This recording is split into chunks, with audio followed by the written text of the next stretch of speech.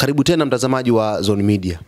Kufuatia shambulizi ambalo limefanywa kwenye hospitali nchini Israel na jeshi la Irani, maafisa mbalimbali wameendelea kulaani vikali shambulizi hili. Israel imeendelea kulaani vikali shambulizi la kombora lililodaiwa kufanywa na Iran ambalo limeharibu kwa kiasi kikubwa hospitali ya Soroka, moja ya hospitali kubwa zaidi katika eneo la kusini mwa nchi hiyo.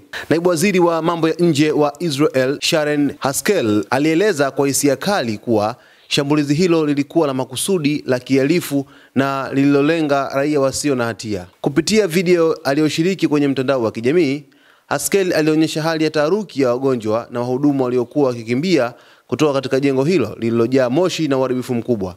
Dunia nzima iseme wazi, aliandika kwa hasira. Kwa upande wake, rais wa Israel Isaac Herzog alieleza masikitiko yake akisema kuwa hata wagonjwa waliokuwa hospitalini, watu walio katika hali ya uhitaji mkuu wa huduma, walikuwa miongoni mwa walengwa kwa mashambulizi hayo ya makombora kutoka Iran. Inauma kuona wagonjwa wasiojiweza wakiwekwa katika uwanja wa vita. Katika nyakati kama hizi tunakumbushwa kile tunachokipigania, utu na maisha ya raia, alisema Herzog kupitia ujumbe wake wa mtandaoni. Hata hivyo, upande wa Irani umetoa maelezo tofauti juu ya tukio hilo. Shirika la habari la serikali la IRNA limedai kuwa kombora hilo lililenga kituo maalum cha kijeshi cha amri ya ujasusi cha Israel ambacho kinadaiwa kuwa kilikuwa kimejificha karibu kabisa na hospitali ya Soroka. Kwa mujibu wa IRNA, hospitali haikuwa lengo la mashambulizi, bali uharibifu wake ulitokea kutokana na ukaribu wake wa kituo hicho cha kijeshi. Tukio hili limeibua hisia mseto duniani, huku nchi mbalimbali zikitarajiwa kutoa kauli juu ya uhalali